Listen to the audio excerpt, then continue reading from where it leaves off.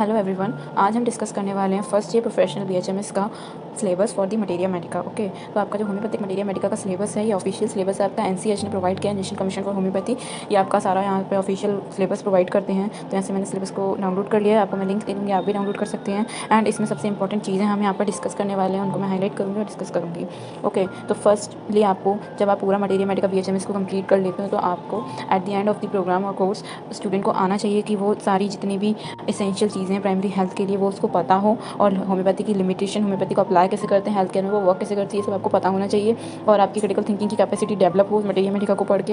इसमें बस यही सब है, तो आप पढ़ लीजिएगा इसको, इसमें ज़्यादा कुछ नहीं है। और या एक ये अच्छी बात है इसमें लिखी कि जब आपका फर्स्ट बीएचएमएस का फर्स्ट ईयर कंप्लीट होता है, तो आपको आना चाहिए कि आपकी जो होम्योपैथिक मटेरिया मेडिका की डेफिनेशन है वो क्या होती है। आपको होम्योपैथिक मटेरिया मेडिका की फिलोसफी अच्छी तरह से आनी चाहिए, और मटेरिया मेडिका का सोर्स कहाँ से लिया गया है, कहाँ से डिफरेंट टाइप्स की मटेरिया मेडिका बनी है, ये सब आपको पता होना चाहिए। Scope and limitation of homeopathy and यही सब है। बस आपको ये सब एट द एंड जब आप पूरा पढ़ लेते हैं तो आपको पता होना चाहिए बस, और इसका कोई मतलब नहीं है। एंड अब मैं आपको ये बताती हूँ कि आपको क्या क्या टॉपिक्स पढ़ने हैं। आपको सबसे पहले जब आप स्टार्ट करेंगे मटेरिया मेडिका पढ़ना, तब आपके टीचर्स पढ़ाएंगे आपको definition and introduction of materia Medica, जिसमें आप मटेरिया मेडिका को जानेंगे कि आखिर में वो क्या है। उसके बाद आप होम्योपैथिक मटेरिया मेडिका के टाइप्स को पढ़ेंगे, जैसे कि एक ऑफिशियल मटेरिया मेडिका होती है, एक अनऑफिशियल होती है, फार्माकोपिया, एंड यही सब चीज़ें आपको इसमें पढ़नी है।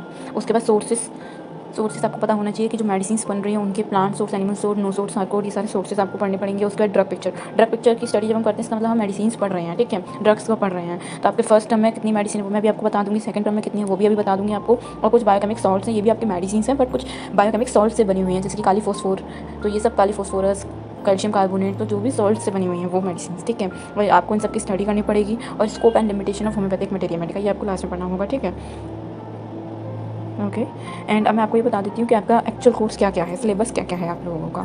आपको फर्स्ट ईयर बीएचएमएस में ये सारी 4 पॉइंट आपको तीन आपको अच्छे से पता होना चाहिए। सबसे पहले definition and introduction of basic materia Medica, कि आखिर मटेरिया मेडिका क्या है, ठीक है। थोड़ा सा बता देती हूँ मैं। मटेरिया मेडिका एक ऐसी बुक है, मटेरिया मेडिका में सारी होम्योपैथिक मेडिसिन को हम डिस्कस करते हैं, उसके सोर्सेज, उसके इंट्रोडक्शन, और जितनी भी मेडिसिन जिन जिन सोर्स से बनी है, कौन कौन सी मेडिसिन है, हम सारी मेडिसिन पढ़ते हैं, होम्योपैथिक मेडिसिन पढ़ते हैं in the book of materia Medica. Okay, और उसके बाद ये सोर्सेस आपको पता होना चाहिए, डेफिनेशन, सोर्सेज, और कुछ बायोकेमिक सॉल्ट्स, ठीक है।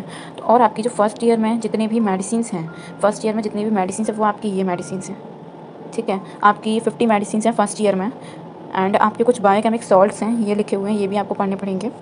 ओके, टोटल मेडिसिन आपकी 59 हो जाती हैं फिर मटेरिया मेडिका में, ये लिखा हुआ 59 मेडिसिन हो जाती हैं। ये सारी आपकी मेडिसिन हैं, आपको पढ़ना होगा।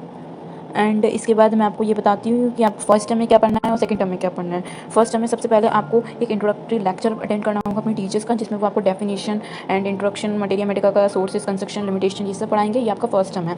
First term will be of 3 months. 3 month के बाद आपके टर्म 1 के एग्जाम्स होते हैं। तो टर्म 1 में आपको ये सारी मेडिसिन को कंप्लीट करना होगा, और ये सारा इंट्रोडक्टरी लेक्चर्स को कंप्लीट करना होगा, ठीक है।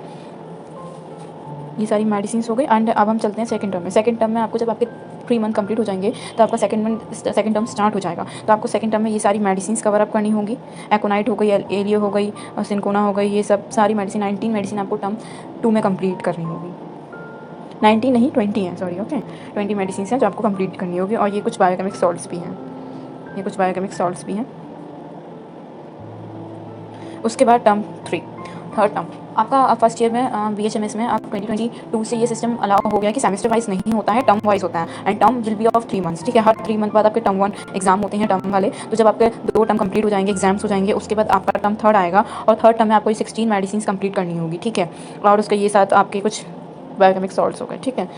अब उसके बाद कुछ नहीं है, ये टीचर्स आपको कैसे क्या पढ़ाने वाले हैं, मतलब किस तरीके से। तो हर कॉलेज में सारे टीचर्स अलग होते हैं, कुछ 10 क्लास लेते हैं, कुछ 20 लेते हैं, कुछ 100 क्लासेस अटेंड करते मतलब लेते हैं स्टूडेंट्स की। तो टीचर्स के ऊपर डिपेंड करता है कि टीचर्स आपका कोर्स कितने ड्यूरेशन में कंप्लीट करते हैं। तो सब ये सब वही दे रखा है। आपकी क्लास का किस तरीके से टाइम टेबल होना चाहिए, सब एनसीएच ने प्रोवाइड किया है। आपके कॉलेज में किस तरह से होता है, ये आपके टीचर्स बताएंगे आपको कि वो किस तरीके से करने वाले। अब मैं आपको ये बताती हूँ कि आपको एग्जाम की तैयारी कैसे करनी है, और एग्जाम में आपका क्या क्या आने वाला है मटेरिया मेडिका का फर्स्ट ईयर में, ठीक है। आपके हर टर्म के बाद असेसमेंट होंगे, और असेसमेंट में आपका क्या सिलेबस रहेगा, और कैसे एग्जाम होगा, क्या लिखना है एग्जाम में, किस टाइप के क्वेश्चन आएंगे, और कितने मार्क्स के क्वेश्चन आते हैं। तो सबसे पहले आपका जो पेपर है वो थ्योरी मार्क्स का होगा, 100 मार्क्स का। सबसे पहले मैं आपको बता देती हूँ कि पीए का मतलब है आपका प्रैक्टिकल असेसमेंट टेस्ट, ठीक है। पीए का मतलब हो गया आपका प्रैक्टिकल असेसमेंट टेस्ट। टीडी का मतलब हो गया टर्म टेस्ट, जो आपका हर 3 मंथ बाद होगा। और यूई का मतलब हो गया यूनिवर्सिटी एग्जाम्स। यूनिवर्सिटी एग्जाम सबसे ज़्यादा इंपॉर्टेंट है, टर्म वाले। और प्रैक्टिकल असेसमेंट जो आपके कॉलेज में ही होंगे, कॉलेज के टीचर्स के ऊपर डिपेंड करता है कि वो आपको कितने मार्क्स देंगे। तो उनके सामने प्लीज़ अपना अच्छा इंप्रेशन रखना, और क्लास में अटेंटिव रहना, क्योंकि मार्क्स उन्हीं के हाथ में होते हैं आपके टर्म टेस्ट के। ये सारे आपके एग्ज़ाम्स किस टाइप से होने वाले हैं वही सब है, आप लोग एक बार पढ़ लीजिएगा। मैं आपको डिस्क्रिप्शन में लिंक प्रोवाइड कर दूँगी। पेपर में आपके क्या क्या आता है, आपके पेपर में आपको एमसीक्यू अटेंड करने होंगे, short answer and long answer. MCQ आपके 10 होते हैं, 1 मार्क ईच का, एंड शॉर्ट आंसर आपके 50 मार्क्स के, लॉन्ग आंसर आपके 40 मार्क्स के। ओके, उसके बाद अब आपका जो टर्म 1 का एग्जाम होगा उसमें आपके क्या टॉपिक्स आएंगे, जो आपके थ्योरी एग्जाम्स होंगे उसमें आपका क्या क्या सिलेबस रहेगा वो मैं आपको बता देती हूँ। लाइक जैसे ये है, ये आपका पेपर टर्म 1 का मैं आपको बता रही हूँ, उसी टाइप से सारे होंगे। टर्म 1 में आपका ये सिलेबस रहने वाला है, definition, introduction, basic materia Medica और कुछ मेडिसिन भी हो सकता है आए ये टर्म 1 में। टर्म 1 में आपका एमसीक्यू आ सकते हैं, शॉर्ट आंसर, और लॉन्ग आंसर आपका नहीं आएगा टर्म 1 में, ठीक है। उसके बाद टर्म 1 और टर्म 3 में ये भी आ सकता है, इस वाले पार्ट से लॉन्ग आंसर नहीं आएगा। बट अगर आपका अगर आपका ये वाला पार्ट रहेगा, टू वाला पार्ट रहेगा जिसमें आपकी सोर्सेस हैं और कुछ लिमिटेशन है होम्योपैथिक मटेरिया मेडिका की, तो वो आपका टर्म 1 में भी आएगा और टर्म 2 में भी आएगा, ठीक है। और उसमें से आपका लॉन्ग आंसर भी आ सकता है उस पार्ट में से, और पार्ट 1 में से आपका लॉन्ग आंसर नहीं बन सकता है, तो आप उसके लिए बेफिक्र रहिएगा।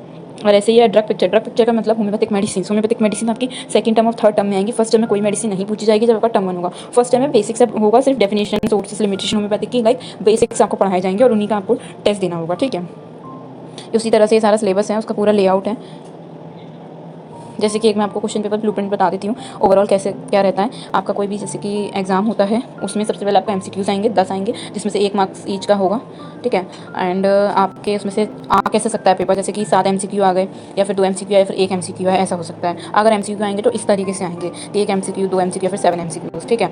एंड अगर आपके शॉर्ट आंसर्स आते हैं तो शॉर्ट आंसर्स में आपका हो सकता है कि 2 ही आए, 1 आए, 7 भी आ सकते हैं, ठीक है। और हर एक शॉर्ट आंसर कितने का होगा, 5 मार्क्स का होगा। और शॉर्ट आंसर आएंगे कहाँ, कौन से टॉपिक से आएंगे, तो वो इन टॉपिक से आएंगे।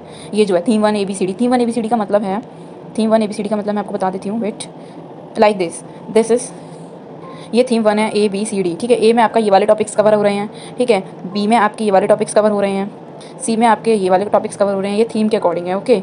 तो आपके उसी, और एंड ये आपका डी वाला हो गया। तो अगर आपका मान लीजिए, वेट, अगर आपका थीम ए में से कोई पेपर आ रहा है तो इसका मतलब है कि आपकी डेफिनेशंस, सिंपल, इंट्रोडक्शन, ये सब आपसे पूछा जा रहा है। डी आ रहा है तो इसका मतलब आपसे ड्रग पिक्चर पूछी जा रही है, तो आपका अगर शॉर्ट आंसर आएगा तो आपका शॉर्ट आंसर डी में से आ सकता है, यानी कि आपका शॉर्ट आंसर हो सकता है कोई मेडिसिन या फिर ड्रग पिक्चर से आपसे पूछ लिया जाए कि describe respiratory system of William cepa, एक मेडिसिन है, ड्रग है, तो आपसे ऐसे क्वेश्चन शॉर्ट आंसर में पूछे जा सकते हैं, ठीक है। और इंट्रोडक्टरी पार्ट में से भी आ सकता है, तो आपको कैसे प्रिपेयर करना होगा। अब जो आपके लॉन्ग आंसर है, लॉन्ग आंसर आपका किस थीम से आ सकता है, मेडिसिन से आ सकता है, सी पार्ट से और बी पार्ट से आ सकता है। अब लॉन्ग आंसर आएगा तो कितने मार्क्स का आएगा, 10 मार्क्स का आएगा, ठीक है। और हो सकता है लॉन्ग आंसर आए भी ना, और हो सकता है आए भी, ठीक है। इसमें ये नहीं बताया गया कि कितने आ सकते हैं, इसमें ऐसा कुछ नहीं लिखा है, ओके। कॉल कंपलसरी अगर आएंगे तो आपको करने ही पड़ेंगे, ठीक है।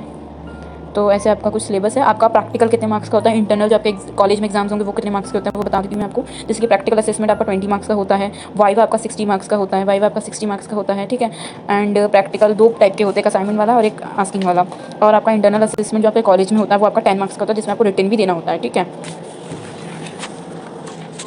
अब मैं आपको ये बता देती हूँ गाइस कि आपको किस किस बुक्स की नीड पड़ेगी इस पूरी मटेरिया मेडिका को पढ़ने के लिए फर्स्ट टर्म में, आई मीन फर्स्ट ईयर में। आप SC एलन की बुक ले सकते हैं, जिसमें आपको की नोट्स अरेंज करके एंड क्लासिफाइड वे में रेमेडीज़ को बताया गया अच्छी तरह से, ठीक है। एंड उसके बाद आप चौधरी NM की बुक ले सकते हैं, वो भी काफ़ी अच्छी बुक है। एंड कैंट रिपर्टरी, कैंट की तो होम्योपैथिक मटेरिया मेडिका भी बहुत बेस्ट है, तो आप कैंट की पढ़ सकते हैं। एंड जितने भी सोर्स हैं ये आपको रेफर करने हैं जब आपको ज़रूरत पड़ेगी कोई भी रेमेडी पढ़ने के लिए, ठीक है। बोरिक है, जैसे कि आप बोरिक की बुक ले सकते हैं, बट ये थोड़ी एडवांस बुक है, ये आपको अभी नहीं समझ में आएंगी, तो मैं आपको अभी 2 बुक ही सजेस्ट करूँगी, एक SK दुबे बुक और एक एलेंस की नोट। एलेंस की नोट में आपका ये है कि शॉर्टकट में मेडिसिन दे रखी है, आप उसे रिवाइज कर सकते हैं अगर एक बार आपने SK दुबे से डिटेल में मेडिसिन पढ़ ली तो, ठीक है ना। तो आप एक SK दुबे ले सकते हैं, एक एलेंस की नोट ले सकते हैं। And these both books are absolutely good for first year BHM students, और आपको अच्छे से समझ में आएगी। बट जो आपका ये बोरिक है, कैंट है, इसको समझने में आपको हो सकता है कि थोड़ी सी परेशानी आए, क्योंकि इसमें काफी डिटेल में दे रखा है। तो आप ट्राई कीजिए, सबसे पहले आप बेसिक्स को अपना कंप्लीट कीजिए। That's it for the syllabus, and आपका सिलेबस कंप्लीट, एंड यही था आपका पूरा सिलेबस। इसको मैंने अच्छे से कंप्लीट करने की कोशिश करिए। प्लीज चैनल को सब्सक्राइब कर देना for further BHMS regarding videos, and thanks for watching. Okay, bye.